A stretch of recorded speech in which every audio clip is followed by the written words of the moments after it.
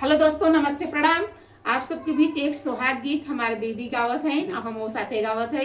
और आप सब सुनही और अपन प्यार दुलार आशीर्वाद देंगे। जय माता दी।